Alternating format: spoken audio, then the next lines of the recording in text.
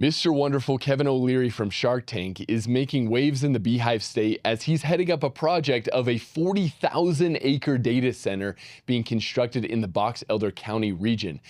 And it is being met with extreme backlash from local residents in the Box Elder County region. But fear not, Utahns, because Latter-day Saint Governor Spencer Cox comes out and says that we are obligated to allow these type of data centers to be constructed and to use our natural resources.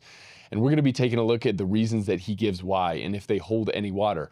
And maybe possibly that he might have a personal vested financial interest in making sure that these data centers go unopposed. All this and more. My name is Jackson Wayne Paul, and welcome to Latter Daily Saints.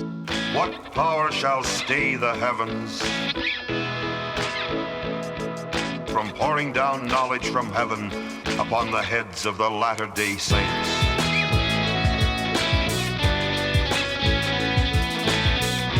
Ladies and gentlemen, welcome back to Latter Daily Saints, or our first-time viewers. Thanks for clicking on the video. The reason that you did is because Brando over here made such an attractive and engaging-looking thumbnail, you just had to click. Oh, thank you. I was wondering where you were going with that. I'll give you that one, Brando. He's doing a phenomenal job. But basically, what you've stumbled upon here on the internet is a little corner where you can get informed on popular news and pop culture commentary, either happening specifically in the Latter-day Saint community or in the world abroad. And me and Brando, we love to just run our mouths on the internet about it, though we are not official representatives of the Church of Jesus Christ of Latter-day Saints as a whole.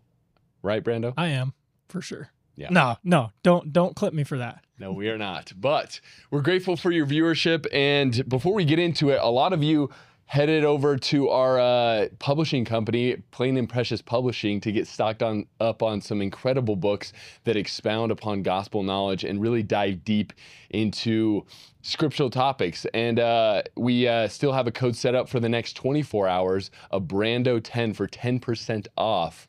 And I think you'll find some great stuff over there. But hopping right into it, Brando, we're going to cover a very controversial topic for Utahns, but also a bunch of Latter-day Saints are up in arms about what's going on. Really? I've been hearing a little bit about this, but I'm going to be educated just like you guys are today. Yes. So as you all know, and even going off of one of the episodes we did this week about the mandatory AI robot camera that is going to be put in every single car starting in 2027. So messed up. What does AI need, right? Super messed up. If you haven't watched that episode, very messed up.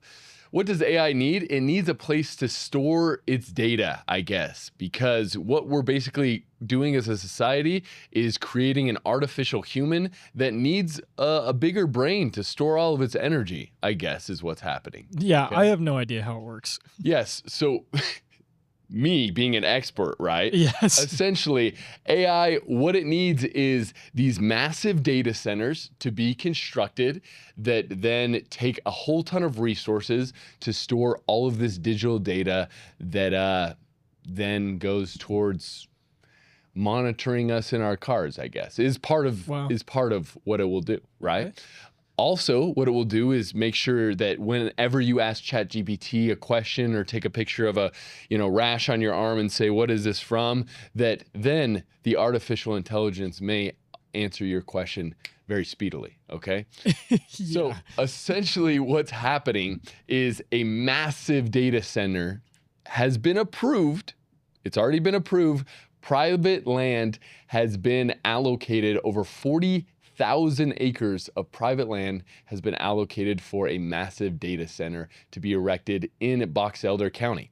Okay, so what we're going to do on this episode is we're going to give a little bit of the background, what the situation is right now, and what are the facts about how much resources it will consume, the amount of land it will cover, and then go into a little bit of maybe the personal vested interest that possibly the governor of the state of Utah, Spencer Cox, who is also a Latter-day Saint, might have in seeing this come to fruition, okay?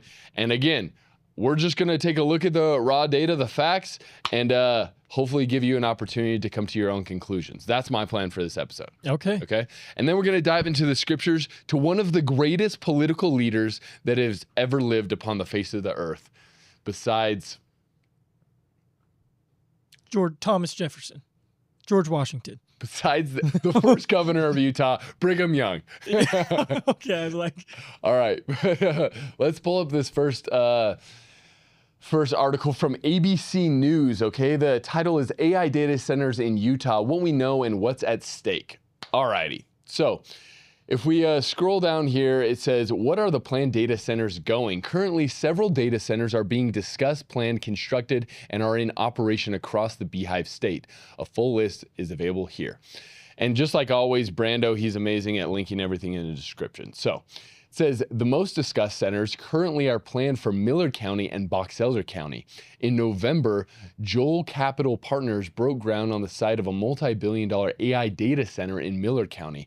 The site of the future data center is found about 25-minute drive northwest of Fillmore on a farm known as Triple C Farms. It is one of the largest sites in the nation, located on 4,000 acres. But on May 4th, the Box Elder County Commission approved an agreement for the Military Installation Development Authority's MIDA Stratus project to be constructed in a rural area near US 84 in Box Elder County. The project area sits on roughly 40,000 acres split into 3 sites. Okay, why? 40,000 acres. Do you know how big that is? No. Yeah, Tell me. It's big. It's big. It's roughly like 62 square miles. Like I think my backyard is like a quarter of an acre. Yeah. So imagine a lot of those. Yeah. Imagine 160,000 of your backyards. Okay.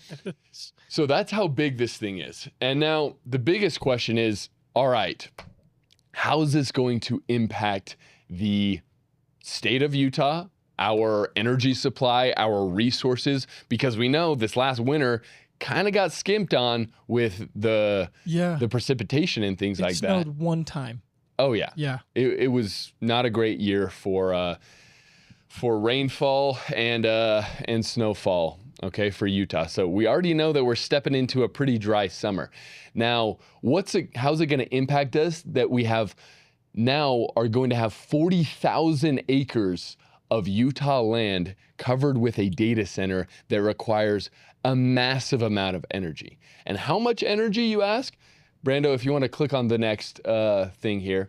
New AI data center in Utah will generate and consume more than twice the amount of power the entire state uses. Oh my God. Kevin O'Leary's 9 gigawatt Utah data center campus approved. Okay, so I'm sure this is gonna answer this question, but immediately red flags are going off. Like, how is this going to impact me and our personal energy, or what our bills? Will our bills increase or anything like that? So I'm having some red flags.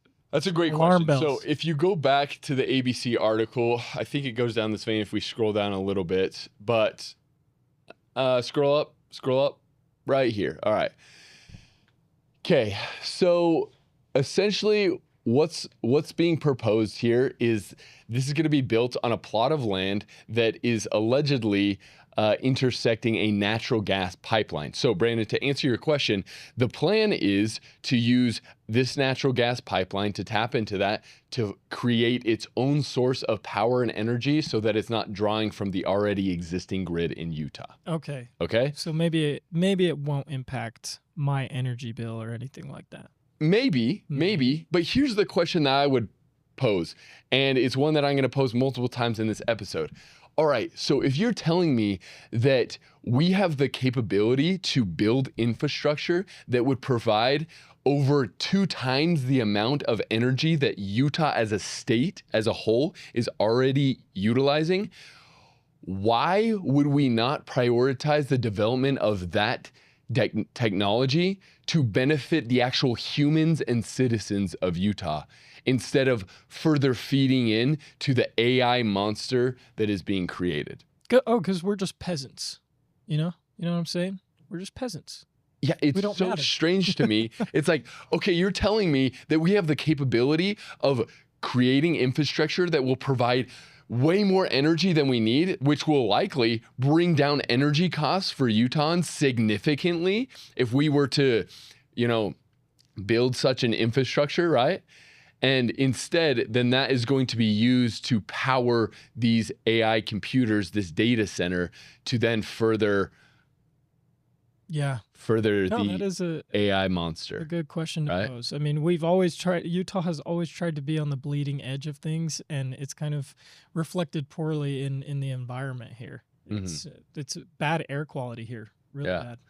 And so, look, we're going to go into Spencer Cox's reactions here in a second, but hold on. First, I just want to read to you some of the usage that it's going to take for water. It says, according to the Environmental and Energy Study Institute, data centers require water to cool the building and equipment, mainly to prevent servers and other technology from overheating. The Institute claims that a medium-sized data center can consume up to roughly 110 million gallons of water per year for cooling purposes, equivalent to the annual water usage of approximately 1,000 households. A large data center can use up to 5 million gallons each day and 1.8 billion gallons annually, which is equivalent to a town of 10,000 to 50,000 people. However, as far as water reuse goes, the Environmental and Energy Study Institute states that while approximately 80% of water used by data centers evaporates, Oh my gosh. a closed loop system can reduce overall use by up to 70%. Okay. That's an insane amount of water just evaporating. Absolutely insane amount of water. And they're going to be tapping into what it says there, 13,000 acre feet of water rights. Okay.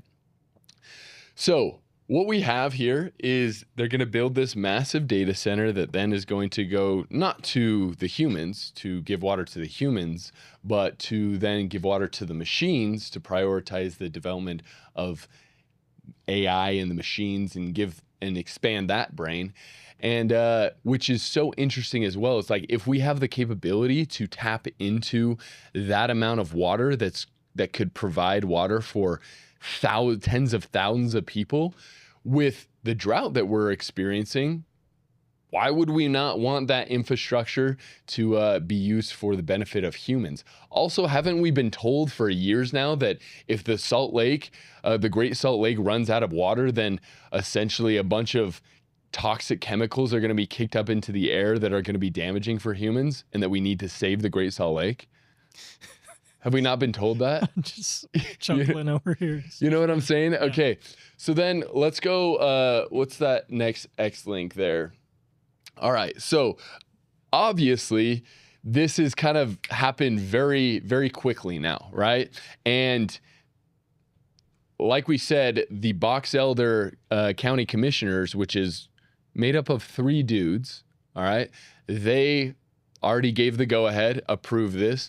Yeah, without any public comment, right? Is that what I? And that's here's what I understood. Yeah, here's the thing. So they're all making arguments. It's like this. There never was supposed to be, public comment on this. This is private land. It's not zoned for anything because it's just out there.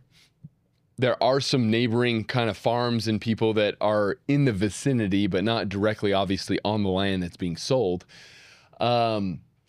That because it's private land and it wasn't zoned, that essentially they legally couldn't do much to stop it. Okay, that makes more sense. And so, but then again, it's like, was there really nothing you could do to stop this? And is this really going to be in the best interest of the citizens, the human beings, the human souls that are going to be living in the vicinity of this place and even in the state of Utah as a whole?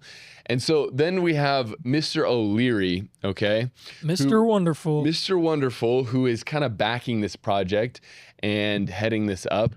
And this is his response to the righteous concerns of citizens about the environmental impacts of this data center. Let's take a listen to what he has to say. How are you offsetting these environmental concerns?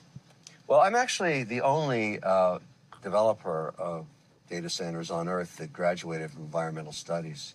So I'm pretty aware of what these concerns are. They are around air, water use, heat, noise, pollution. So sustainability is at the heart of what we do in terms of all these proposals. We're not just Utah. We have 10,000 acres in Alberta, Canada, with the same concerns. And so we search for the best technology. There's many air-cooled turbines now. So you're blending in air cooled versus water. There's so many different ways to generate power. We can also put a percentage of the power generation through solar, wind, and batteries, because the battery technology is 10x more efficient than it was just 5 years ago. So that's very helpful because it makes the cost of energy lower. So no one, if you're an environmentalist and you don't care about that stuff, of course you protest, and that's what happens. I noted what's happening in Utah right now is we think over 90% of the protesters are actually not people that live in Utah or Box Elder County. They're being bussed in. And so people who live in Utah aren't stupid. They see this happening and they realize, why am I letting people from don't even live in my state make decisions for me? And I don't think it's going to work out for them. Pause it right But there. there are How about, do you live in Utah? Are you from Utah? How about, why are we going to let you come out of state to Utah and tell us what we should do with our land and construct and use up 40,000 acres to build something that is going to benefit you very much financially and take a lot of resources that could be used for the actual human beings living here? Okay. Now, again, I'm obviously being very critical. We'll go into the nuance here of the arguments that this is a good idea, right? But him talking right here, he's like, oh, there's many other things that we can do to generate energy. Again, scroll down, he gets community noted here and says the Utah data, because this is a fact, like I said before, the Utah data center project is planned to be powered 100% by natural gas, not a blend including solar, wind, and batteries as stated. Okay, so he's a really good salesman and businessman, so obviously he's just going to say a bunch of stuff that sounds really good and fluffy so that he can make money.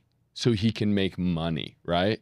Because that's what he wants, is money and things. That's what it's all about. Yes. So then if we go to the next thing, Governor Cox, he held in his monthly little press conference that he does, he accepted a lot of questions on this. And we're going to go through, this is like a 6-minute video, but we're going to be pausing at some points and skipping through others to his responses to some of these concerns from citizens.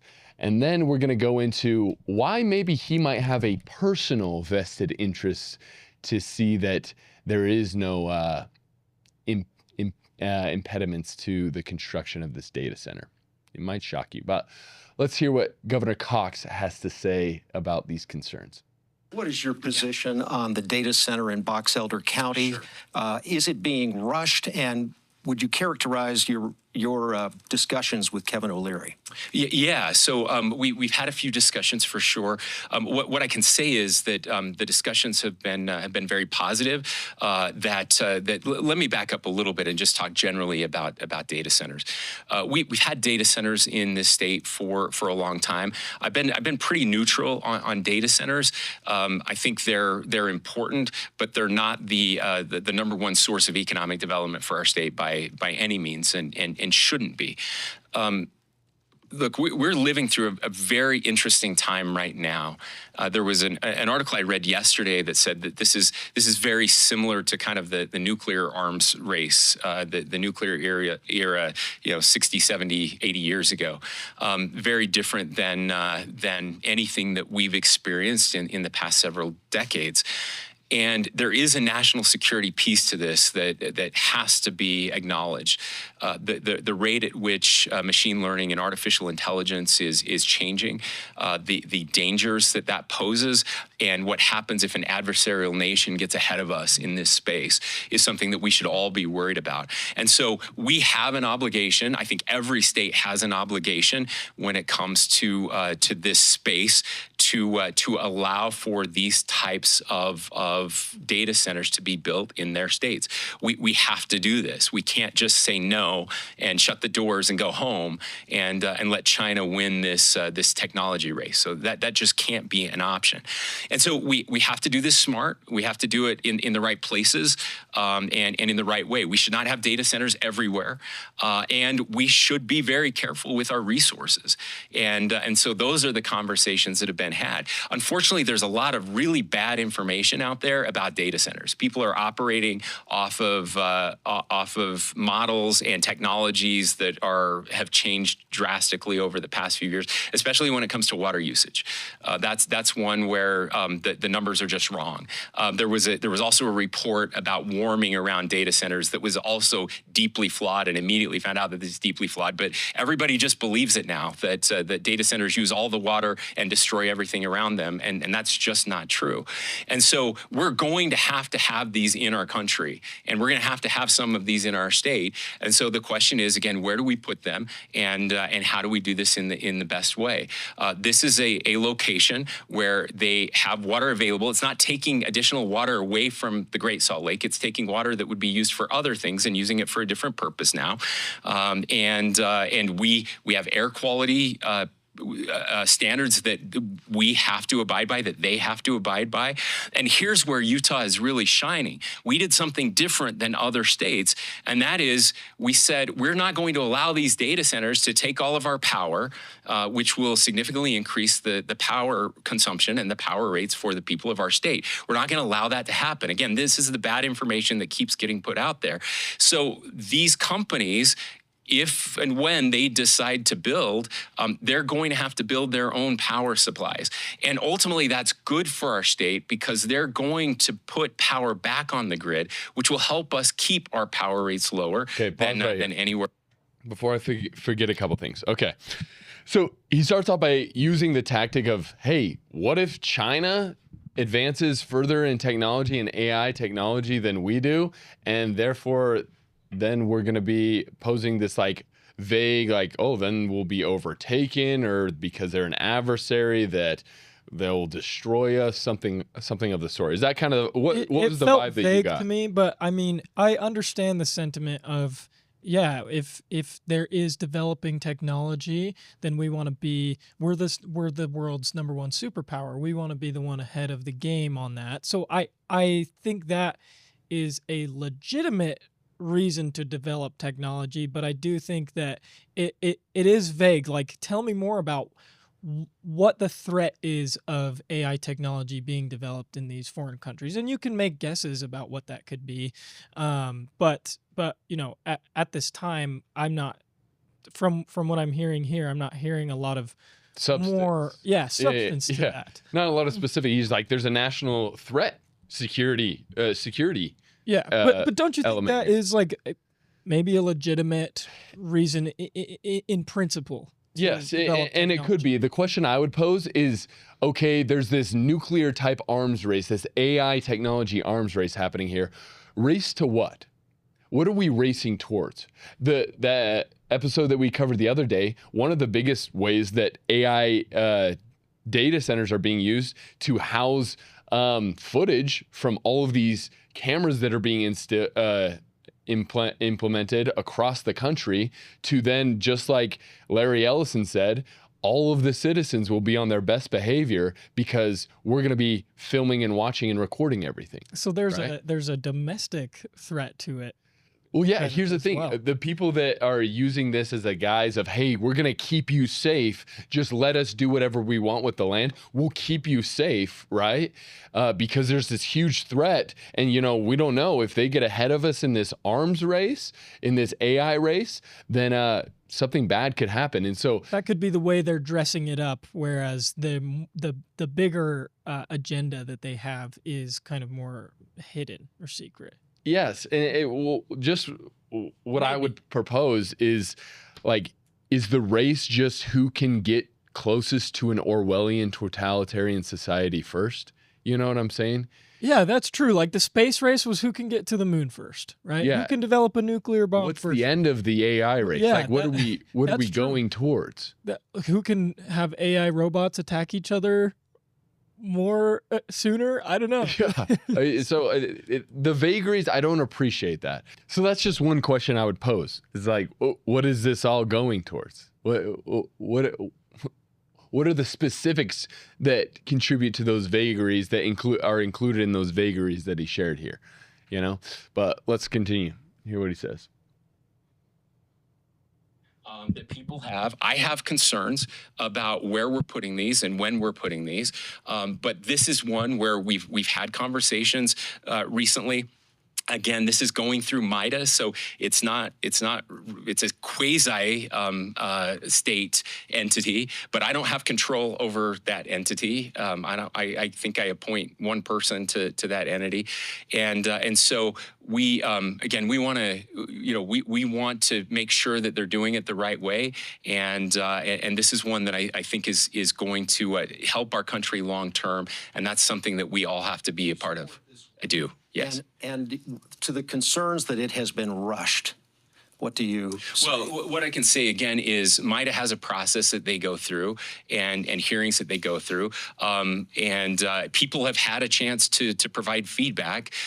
This whole idea of being rushed, I'm so tired of our country taking years to get stuff done. It's the dumbest thing ever. We think that taking time makes things better or safer. It absolutely does not. You get a chance to give your feedback and then decisions get made. That's how we have to do stuff in this country and in this state. People have a chance. We're hearing from them. They're hearing from them. Again, I don't get to make this decision, but the decision makers will take into account the feedback that they receive, and then they'll make a decision, and then we move forward.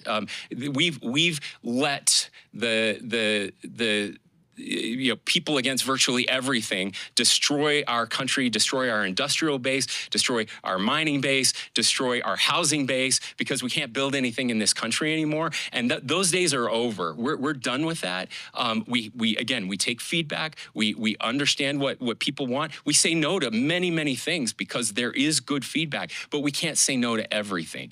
And this is in a place where it's built for something like this. If you go out there, it's not next to somebody's house where people are going to get angry because it's in their neighborhood. It's right next to a natural gas pipeline, so they can build their own energy. It's not going to. I mean, it's just. I don't know, if you can't put this here, then we can't put them anywhere, and that's part of the frustration that I think people are feeling. Pause there. All right, so a couple things. It's quasi, okay? I don't know if I can trust a man that says quasi. Yeah, I was okay. like, wait, that's the wrong word. This is weird. Anyways, also, and I agree with this, it doesn't have to take years to do anything, and just because something is drawn out and the passage of more time happens, that then it means it's a good decision. We need to use that time wisely to do environmental impact reports, to figure out if this is actually something that long-term is good for the state of Utah, not only in the terms of the economy, but also in the usage of our natural resources. Again, we've been told that the Salt Lake is running out of water, and if the Salt Lake runs out of water, then it's going to put toxic dust into the air that's going to kill us.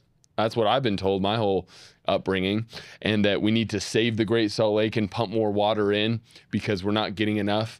And so it's just kind of interesting to see, again, maybe everything that they're saying is true, that they'll be able to produce their own energy, that they'll meet the standards of air pollution, and it won't contribute more to the nasty smog that we see fill up the Salt Lake Valley multiple times a year, especially in the winter.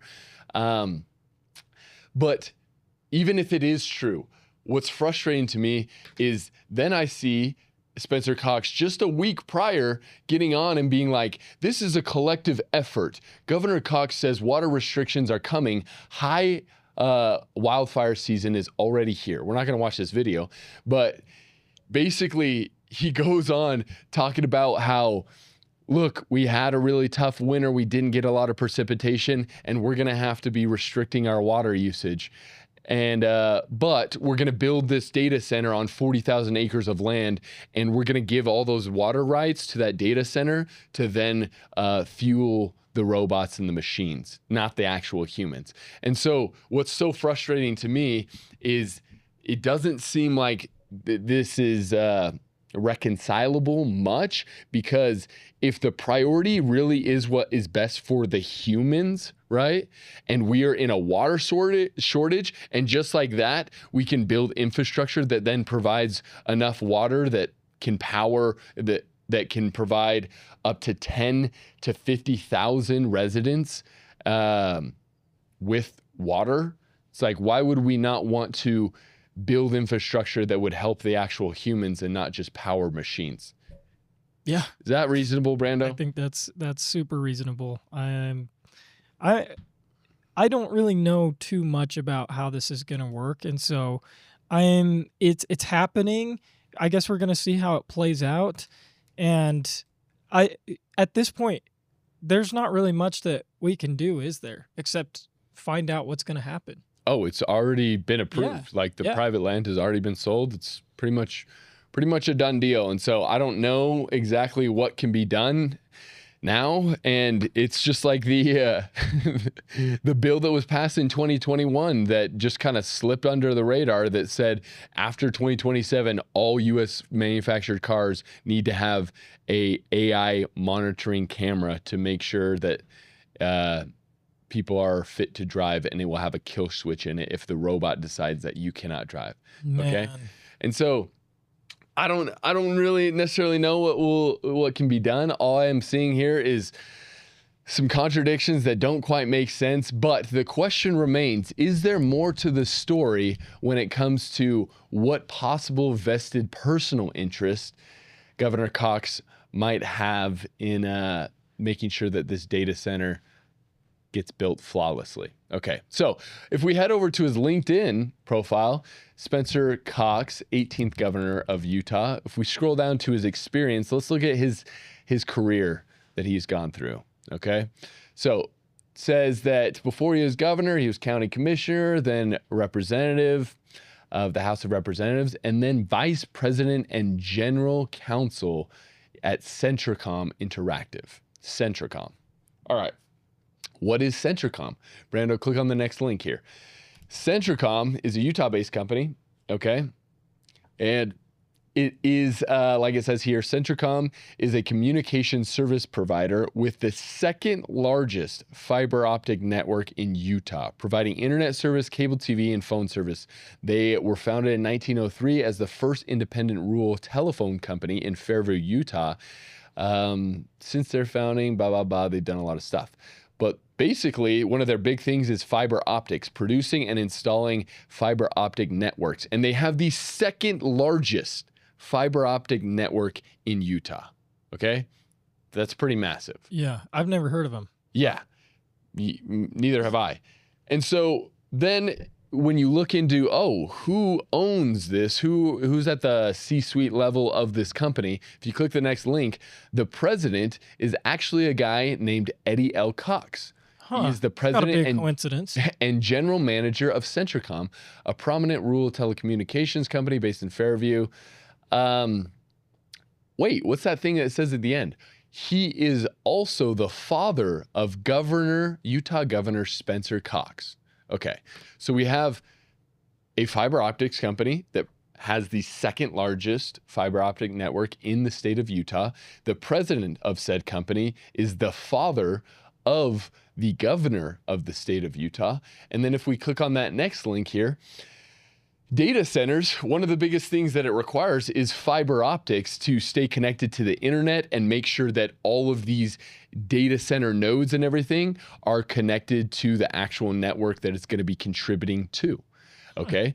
So if we just look up 9 gigawatts of energy and stuff is going to be used for this data center, and a whole lot of connections with fiber optics are going to be required. And so if you just search up, will Centricom benefit from this Stratus data center? It says Centricom, a 121-year-old Utah-based telecommunications company, is expected to benefit from the 9 gigawatt Stratus data center in Box Elder.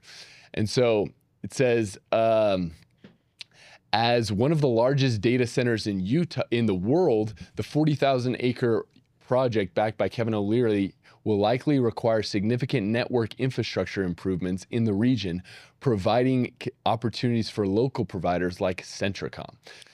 Okay. The irony here, did we just use up water to generate this AI overview on Google? Yes, exactly. Exactly. The irony, right? The irony. But essentially what we're seeing here is, one, this is one of the largest data centers that will ever be constructed in the entire world. It's going to require a ton of fiber optics. Centricom happens to have one of the largest networks in all of Utah, and it happens to be ran by Spencer Cox's family. Okay.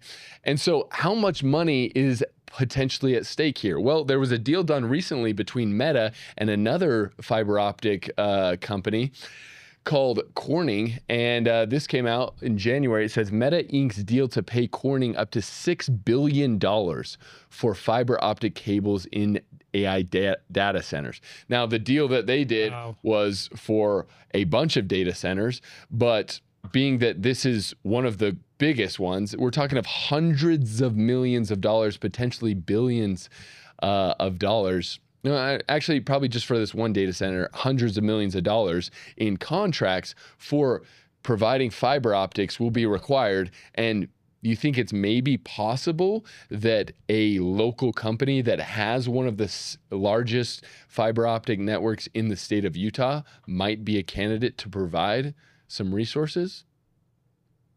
Possibly. Now, that just seems a little bit troubling to me, okay? And again, you could be like, oh, that's like you're reading into it too much. It's like, look, we're just looking at the objective facts here. Massive 40,000 acre data center being constructed, going to require hundreds of millions of dollars in fiber optic contracts to be constructed. Spencer Cox, governor of Utah, happens to have a dad that is president of a company that is one of the largest fiber optic providers in the state.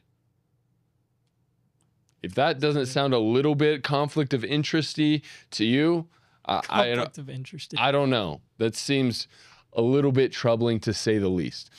And so the question has to be asked, look, are there other examples in which data centers have been constructed and it has negatively impacted the surrounding communities?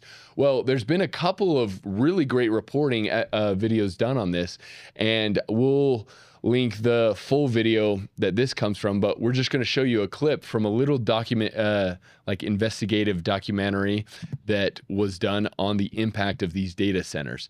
And this one is in Georgia, but we're going to take a look at how it has negatively impacted this Georgia family. This is our cold water pressure in the kitchen. This is where I fill up water for storage. Those are the things we have to fill up to flush the toilets. So you can see the sediment from the data center.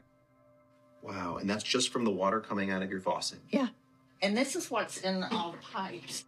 Just the well itself is probably $20,000, and that's not counting any of the all the faucets, replacement of the fixtures and faucets and toilets and the lines that come underneath the house. It's overwhelming because you really feel like you are up against this huge wall that you can't penetrate. There's nothing that you can do, and they don't care. I'm here in Mansfield, Georgia, driving by Meta's new 2 million square foot data center facility.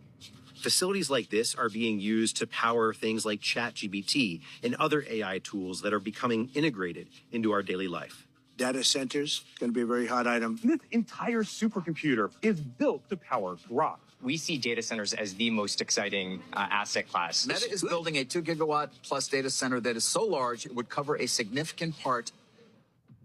But data centers come with big costs, from light and noise pollution to the environmental impacts to the potential rising costs of energy bills. These facilities put extraordinary demand on the power grid and require entirely new infrastructure.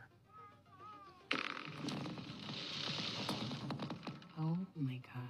They should be responsible for that, not us. Search the internet for profits that Meta has made, Amazon, Microsoft. They can afford to pay for their own generation. We came to Georgia to ask two questions. What's the true cost of the AI revolution, and who should be paying for it? Your house is here, and the data center is right there. It's less than 400 yards. Beverly and Jeff Morris bought their home an hour's drive from downtown Atlanta in 2016, but their roots in the community run much deeper. Being in the country has always just been my peace and my therapy. When we found this place, we decided that this was it. It was perfect. I was actually raised probably 5 miles from here. Okay, pause there. Oh man, dude. All right. So we have a situation there. Obviously, it is different from the Box Elder data center because what we're being told is that there aren't close residents nearby, which I'm curious if anyone lives in Box Elder and is going to be in proximity to this proposed location. We'd love for you to reach out to us. We'd love to talk to you. But you see the impacts of these data centers being constructed and how them tapping into the water supply to cool these machines and prioritize the treatment of these computers over the treatment of these human beings that live nearby. What's so concerning to me is under the guise of, hey, we gotta be at the forefront of this race. If we lose it, something could happen. We got foreign adversaries like China or Russia or whatever, that if they get ahead of us, this could be really bad. So under the guise of, hey, we're gonna keep you safe, let us just take these 40,000 acres of land, build a data center that then is gonna consume millions of gallons of water and twice as much power as the entire rest of the state already does. Just let us do that because we're going to keep you safe. And so it's just frustrating because then we see examples like where these data centers are already being popped up all over the country. And in reality, if it negatively impacts people living nearby, these billion-dollar companies, they don't care. They don't care because they're making a lot of money and getting a lot of money in things. That breaks my heart. That breaks my heart, man. You're working hard and you're just trying to get by, and your water pressure's down because of something that is totally out of your control. That's awful. Exactly. And so, look, I encourage you to, do your own research on this kind of stuff because it really, like Spencer Cox was saying, there are some false information out there. And again, even if they're not using more water than what is already being used or whatever as is being proposed, or they're creating their own power infrastructure. It's like our energy prices are already through the roof. We already don't have a lot of water, and we've been told that the Great Salt Lake needs to be saved or else we're all going to die. So how about we prioritize making that infrastructure to benefit the actual humans instead of just feed machines? Oh, but the machines are going to help the humans. We're going to win the AI race. Race to what? You monitoring me more, putting more cameras in my cars and on the streets to make sure I'm on my best behavior like Larry Ellison says we will all be once his camera infrastructure is installed in the nation. It's like, I don't know. And I'm not trying to be so doomsday about this, but all I'm saying is I think we need to zoom out a little bit and think about how can we actually benefit the children of God that are living on this earth and do things that are in their best interest, right? And if I'm totally up in the night and it's going to be more beneficial that they use those 9 gigawatts of power per year and hundreds of millions of gallons of water to feed the computers instead of save the Great Salt Lake and provide water when we are in a drought, then look, or lower our energy prices, then look, help me understand that line of thinking if that is more beneficial, right? But I just wanted to read with you guys one of the greatest examples of political leadership that we find in the scriptures, and that is in Mosiah, our boy King Benjamin. And look, people have opinions about Spencer Cox. We've watched a couple of videos of Spencer Cox on this channel before. If you didn't know, his pronouns are he, him, okay, which he has told us very emphatically. And he has told children his pronouns, which is a little bit, eyebrow raising, if you ask me. But truly, I just wish that I could have faith that every political leader, especially the governor of a state, truly did everything in the best interest of his people and sought God's inspiration in everything he did. Not to say, look, I'm not making any judgments here. Oh, Spencer Cox doesn't, seek divine revelation for making his decisions. All I'm saying is, I don't know if, promoting the construction and saying it is an obligation that we let this be built or else is necessarily in the best interest of the people. That's just my opinion. But we're going to start off in verse 8 here, Brando. And honestly, if we can, let's just switch off reading back and forth. Sure. If that's okay. Let's do it. I'll read 2 verses and you read 2 verses. But this is in Mosiah chapter 2, verse 8. And it says, "And it came to pass that he began to speak to his people, King Benjamin, from the tower. And they could not all hear his words because of the greatness of the multitude. Therefore he caused that the words which he spake should be written and sent forth among those that were not under the sound of his voice, that they might also receive his words. And these are the words which he spake and caused to be written, saying, My brethren, all ye that have assembled yourselves together, you that can hear my words, which I shall speak unto you this day, for I have not commanded you to come up hither to trifle with the words which I shall speak, but that you should hearken unto me and open your ears, that you may hear, and your hearts that you may understand, and your minds that the mysteries of God may be unfolded to your view. I have not commanded you to come up hither that ye should fear me, or that ye should think that I of myself am more than a mortal man. But I am like as yourselves, subject to all manner of infirmities in body and mind. Yet I have been chosen by this people and consecrated by my Father, and was suffered by the hand of the Lord that I should be a ruler and a king over this people, and have been kept and preserved by his matchless power to serve you with all the might, mind, and strength which the Lord hath granted unto me. I say unto you that as I have suffered to spend my days in your service, even up to this time, and have not sought gold, nor silver, nor no manner of riches of you, or contracts from my family company, Centricom, to build the fiber optic infrastructure to a new data. Scripture notes. Oh, sorry. This is in my version. Sorry. Oh, I got you. No, just kidding. It says, modernized version.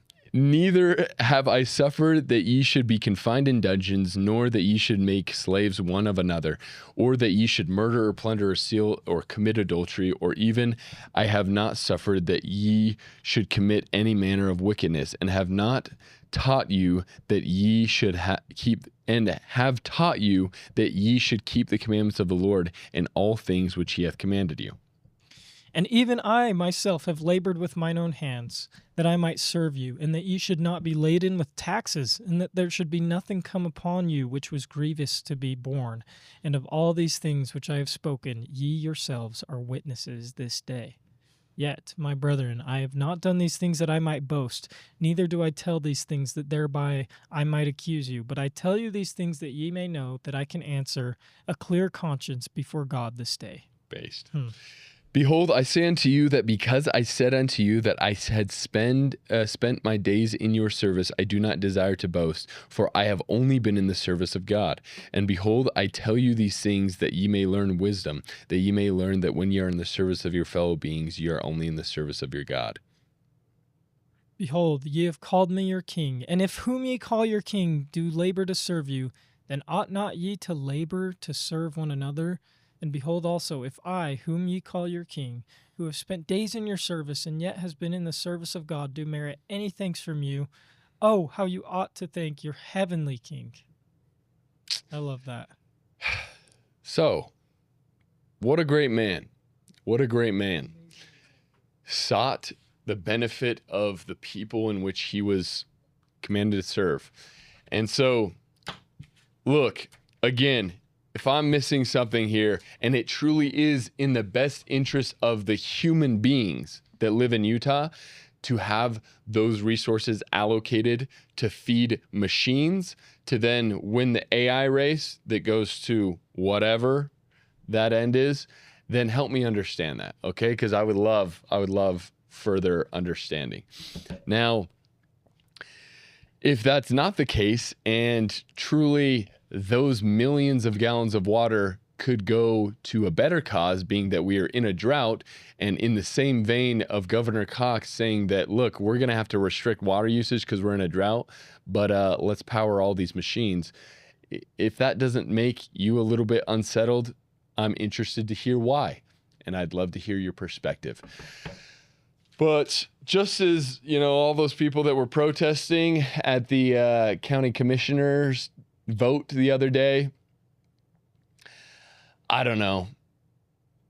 Dude, I don't know what can be done. Yeah, I have a lot more to learn about this, and so I'm excited to see what people in the comments have to say. I want to do some more research on this, but to me, this just seems like something that we won't really benefit from, and I don't know why I would support something like that.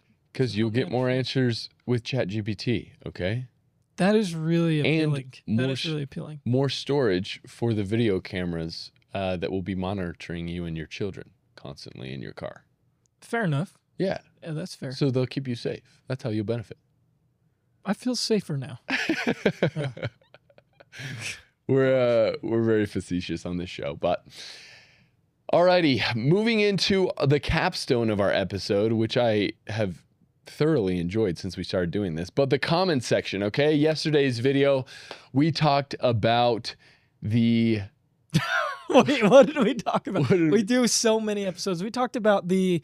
aliens. Aliens. Oh, yes. Yeah, all those pastors talking about aliens. Goodness gracious. Yeah. So some of the top comments I enjoyed. One coming from Eva Lee Taylor 4324 says, "It occurred to me that this is why President Nelson said we wouldn't survive unless our testimony was solid. Facts." Then hold on. What? I think she's saying here that because the thesis of yesterday's episode was that Christians would not be prepared for the information coming out about UFOs, and that it may cause a faith crisis. So I'm going to push back on this girl a little bit. Not to say that you're not right, that President Nelson did say that, and that our testimonies need to be solid. I just think what our church teaches about other life actually, keeps us safe from a faith crisis, from such UFO information, because we actually have more knowledge about that. So I don't think it's going to impact our testimonies at all. That's just my personal opinion. Yeah. In the same vein, remember the thing that they were saying was going to happen was the narrative was going to be pushed that these are actually the source of our existence and they created the Bible and things like that. So right. If there are false, crazy narratives like that, true. We need to have a solid testimony. Yeah, and we always need to have a solid testimony. Exactly. And then Enclave here, 2281 said, "The Iran war isn't popular. Time to roll out the aliens." Facts, bro. And then Propaganda. "Brothers and sisters, this information could be a distraction. More serious situations are coming. Look to Christ and live." Facts. More serious situations are happening right now. Our efforts on the show, honestly, we hope, if we don't verbally say it, hopefully by the stuff that we cover and the way that we do and integrate the scriptures, that we encourage people to further convert themselves to the Lord and Savior Jesus Christ, because ultimately it's going to be the long-term solution to a lot of this. And many people will be like, that's way too simple of a solution. We have to do something. We have to pass more legislation. No, we just need to repent. Everyone needs to individually repent and get right with ourselves, our spouses if you're married, our family, our ward, neighborhood, community, state, onwards and upwards, from the inside out. Amen. Then we got Orange Juice Monkey. Says, "Imagine aliens actually do come to Earth, but then they're just humans created in the image of God, and they have a third testament of Jesus Christ." Bro, that would be happen. Epic. That would be epic. That's what's going to happen, I believe. We'll see. Scroll down here. There's one with 122. Incoming. Oh, this is the President Nelson quote. It is perfect. We'll end on this one. It says, "In coming days, it will not be possible to survive spiritually without the guiding, directing, comforting, and constant influence of the Holy Ghost." President Nelson, already proving to be a massively prophetic statement. Yeah. That is true. That is true. And so hopefully you found value in today's episode, got a little bit more information on the specifics of this data center and what that is going to entail. Let me know what your thoughts are in the comments. Do you agree with, Governor Cox, that we have an obligation to let these things be built and to use the natural resources of our state instead of going towards helping people that are in a drought or our rising energy prices? Let us know. But As always, may we further convert ourselves to Jesus Christ, and hopefully anyone with political power out there, open up to Second Mosiah 2, okay? And just look at the example of King Benjamin and maybe glean some things off of his example. But we've got a great show lined up for you tomorrow. Undecided on the subject, playing around with a few of them, but just as always, it's probably going to be good, hopefully. But anyways, God bless you, and thanks for stopping by. And remember, until next time, if you're not looking at the world through a restored gospel lens, you're only getting half the story. God bless you.